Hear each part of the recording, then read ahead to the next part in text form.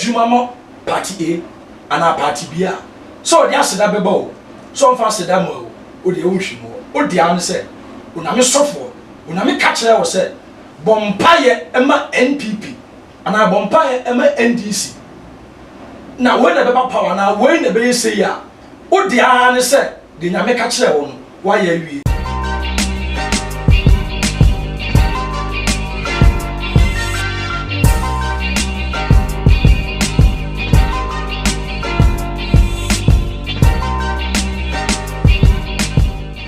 Shonko and Komawasabe Usheme Ewo Tuma GH Nana Ama Obusua Enmidi na Sena Miguel Dano trending issue Abetuja and a midday Ebesumune Ebusia form and that day is on some sorry software or that as a funding a day Church of Rabbi and a day OD for Kabinatarial the Assembly Abeto appointing na 970 and say Afiwe 2020 about to onye jumebia emwa entai NPP4H e ba no sunsun eduma onye bi entai eye amaniko NPP4H sanse 2016 wo mo bomodia ebo ne pass e wonye huhum eduma envama party ntene be ya bato no wo metimi edinkunim na de ene yakra se Ekufuado na mu eye president what so president Ekufuado na mu na efa phone friend no echte no de onyo de bia hye nisa otu anamoko eye reading se wo Ghana hanya akoye sunsunedwuma esa de ono ani kotopom sika 4000 ton nintwe ede to so eye bibibie wie ye no ego wie chire wo di nkunim no eye Reverend Owusu Bempa sori dem no mkoye Thanksgiving wo eno nti we se nyansa pa ede fima matesa fi we de 2020 wodika ka mo manya ho nti asese mo bi ba de wonye bi emfa mo sunsun na wama nkodi nkunim ama tese wama sanfa abasubode no ankoto eye Reverend Owusu Bempa na asintenu nti no MPP4 no en afiwe de humhum de weja omachi edi na ebusafo ensem we enti se ne sfa koye na koye humhum sem so de asofo ene no mu betimi edi won community bi twa mo aba na yakọ ensem no mu biti yakra bi pa na twen Too much GH. We did that say Japan. A break and best TV. Me share too much GH. The move for. Hey, almost sports and as entertainment. Hey, the move for. Munko so show mo. No anybody GDB. Madam, I say love you. Too much GH. We boy wate. Shout out to your fans and everybody who is watching Too Much GH. Amo akwa babiem na enekre so for penya oda Covenant Prayer Chapel over here tese betwe enkomo ede afa ensem na mechre Pastor Richard Obri Yeboa so for mo akwa ba yes sir ya ba ko yes sir ko na so ami adome ho ye yes I was for we get mo fie ensem na me Daniel said dey be some Reverend Owusu Bempa yourself for in a medjuma and I would for Kabinatarial so yourself for no see the medjuma. Now the dance woman you say back home, sunsun sorry so and Reverend Owusu Bempa there or ye would for normal one bia. Now according to Odi for Kabinatarial no oye juma edeboa amanyuko NPP or support mo juma de mo medjuma de mo na so be ye dwuma be 2016 or the fact wo ye dwuma be no Thanksgiving service no mo koye wo Reverend Owusu Bempa asoro dem art say wo mo ankomende na so mamba ne nchen amenda na se dwuma wo ye enti o nurse mi o mamba na se na 2020 wo tunu wo fonti o nyina enye dwuma ne fa mo ho biem se no me ya mo fa sida no koma Reverend Owusu Bempa na ensem o de betu ja de pesa me nya ni sa ensem no de betu ja no hu ni se Nana ma medase. Ya ma too much GH ashofo ne betifo nyina akwa bi. Okay, o mo so. Ya papa odifo Kabinatarial. O nyame sofo. Owusu Bempa. Ono so ye Onyankopon sofo. Prophet Dr. Owusu Bempa. Amfa title na o hwe ano obe ha. Jame famra sa. Okay. Nana ma ye konsem so a onyame sofo de o Unyame sofo pa otu mo so say oyi na me adwuma irrespective of your party colors or your party affiliation we are adwuma mo party A and party B so they aseda bebo so mfa aseda mo o de ehunhwimo o de an say uname sofo uname ka kire wo se bompaye ema NPP ana bompaye ema NDC na we na beba power na we na be say ya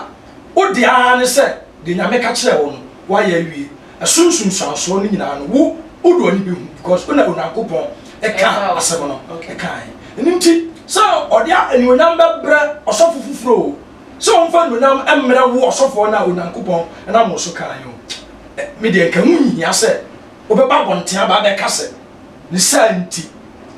obompaye e ya kwankire osofo uto na ntwe udu sika 4000 Ghana eno kra ke mo ntua nka nzo ma ntua na yemusi ya wo se na wo ntua yemusi ya wo se anenya bia osofo uto na ntwe e ho ya kwankire ama party bi se party bi mra power na Onyankopon sofo eso won do you do for so sorry do for and in himself so sorry so de wo mu ya pa yo mu yesa nyama no ebi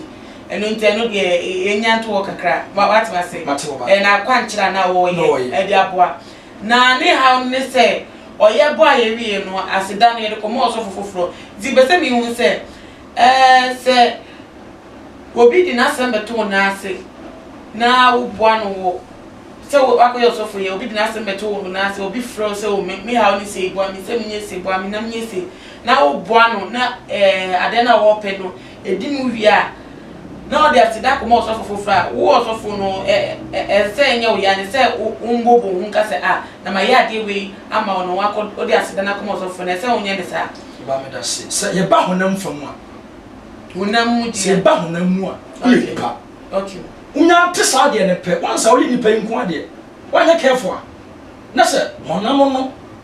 utie honam ne bibira ebe ya o ya so utie this when so utie honam ne de ya se ne ewiase ma ayen hyehyɛ no etia de a wanya careful ebe ya o ya ba ntina me ka se onyame sofo because in some you talk of osofo there the things we do no e sunsun there ya enema nti eni kwa so yosofa oba honam mu ba kokora when it comes to say oname aka bi bia so ye fa support ni pakuo ebi because oba ni pa fo mu a wo we kora no a onipa na a we ade ma no na ode ho aseda e koma onipa foforo no unu kora mpo na nese na kopo ka se bi bona o hwia wo because oba honam there ya eni nti sa wa gusa se osa wo ye nipa no nko ade oba nipa fo mu a ebe yo ya eni nti so ne ebe ya anya wo ye nti eni kwan se wo hwehwa party kro anonipa ko a omo di aseda e koma no tell me ka so dey always wo dey hwese nyame aka bibi a kire nyame ka na o ka kire wo no ene na wo hwe so a ene na o ya ho dey ya adwuma wo ya ho adwuma wie na ba mu amamo de nyame ka na wa ye de ene wa ye ene no so se onipa ba ko na agi aseda fo wo se di aseda koma prophet bio or prophet CEO wo dey ne dey me dey minim se eni kwan se ho no e help bibiri sa dey also dwen ho ne se commissioner Nyankopon dey ma no wa ye na abamu ana ewe die wo de nipa sema be mu ntina me se me nka ne sa ejuma ni mu me ka nyame ejuma ni mu no se asembeto na ase na wutimi gine mu e wa asem no na woni nyame kasa ema asem no yetimi sete wa asem no ese se enyunyam hyemra wo so ana enkoma de oye asem no eye Nyankopon a waye wo gine mu aka kire na waye no ena se enyunyam hye no nkoma no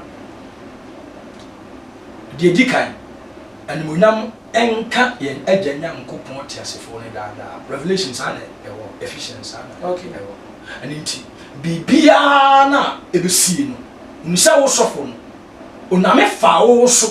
ene ye nti one animunyam edikan enkomo Nyankopon wote so a omo ne ehwe ema niam ai wa asase su nyina ma nyina ebem okay nti de dikan aseda no nkomo nyame ne to so mi onipa na oname fa no so eye saa nsankyerene no ana ema saa de na onipa ne epe no ebe etibe se onipa no oye obi a otimi so appreciation ni nafa anya bone anya bibi se ye beka se onipa we ena Nyankopon fa no so ebo mpa ye maame ama mani fra ye teye ti se sa nipa no oname afa no so ama mani fra ye atede a me so me nko na me nko show me letter appreciation fa ema se ba me sa ho mfumso bia eni na me tiwasi ya mbacho mbe mkaka na me tiwasi ya ade no na wo pen wa kuma sa de no wo pen asam na de beto so for na se se timi bem se na wo pen dia eno nyam hye na kese na se wo fa me brade wa hye brade enu nyam ebie no na de ogina mu edema wo no se wo pe ha yes okay oba me kan se onipa no pa ba onipa no nso ehu on se hu no wo also okay maybe I am speaking in wisdom. All right. Because I just saw me could demand this. It was such a china, Nipano Cocodas and Nipan there. Asia. Then I said, me place a demand to be on Nipano, and because about that time, no, then I want then so I had the out with me, Jacoy, and Uncle Ponso for now. Or bomb pie mass had any day. Okay. Because your uncophobia, your sophobia on one. Or make me crack, so say, why did you walk on? Never be dancing. Which is not too bad, but so nipa na kasa mfi na koma mu anya saa de ma no a na de saa nse de to so a obeye but anwinwi ba mu a na ma onna nsira bia okay nta me kasa onipa no etwa se onhu nka mo sofo no mpo meka e me demande wo da sada banyame but there were a lot of men of God because wo da sada chinchin wo a obi antimi ansori na akọ ba akọ peso no all of a sudden pa ade ne yede ebe nhyɛ saa wosofo yi oname ama na da nso eni nti oname wo ho na so oname fa onipa no so na ɛyɛ saa de ɛno nti won so obɛkɔ na sɛ wo bibia won so wo de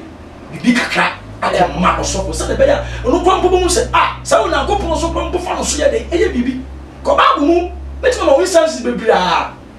adifo before na oname bɛyɛ nsankyerɛne ama nipakuo bi no God will have to use those people no na me use omo wia san krofo no omo sa omo nya that impact no omo will go and show their appreciation to the man of God enti ahai ya papa te wia de se MPP ba ne na se be da na se a oma man so me da na se a mama na hani bebre afrisha onim de daache ebe film ebe de ebeba okay na we pastor bacho mama mbre mu biem ye hye amanyuko MPP party kese a emunipa edoso nti se bomo ewo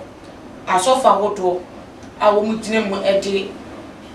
bompaye editary mu chi de bo wo mu se omo political agenda se bebe mu se mbe mu mutine chi bompaye mom na nkunidie ba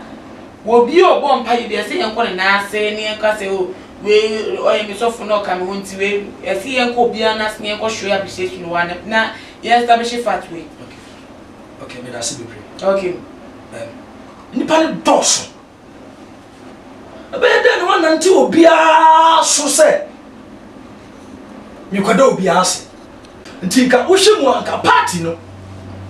aba power no wi a ye to aba ma no wi a otimi ya otimi organize bibi na I say Thanksgiving service wo sha o si o mampani ni timi gina platform no asedan koma we asedan koma obi bia obo aye ema MPP etimi ba power osofo bia obo aye ema MPP etimi bia ba de power ana NDC otimi ye de ba or any other party timi ye de eba de ya eba power o kan we ya minimisha nkeno ano because oba asofo na ebo mpa e ma some political parties no o me bebre nti sa yebo wodi a ebe wi achi no na ede menteme ho ase na eba nti ka me de o yosofo o de onim pa ase na me no kasa ma bompa ye de e ma ho nti sa ya wodi a e ka na hwe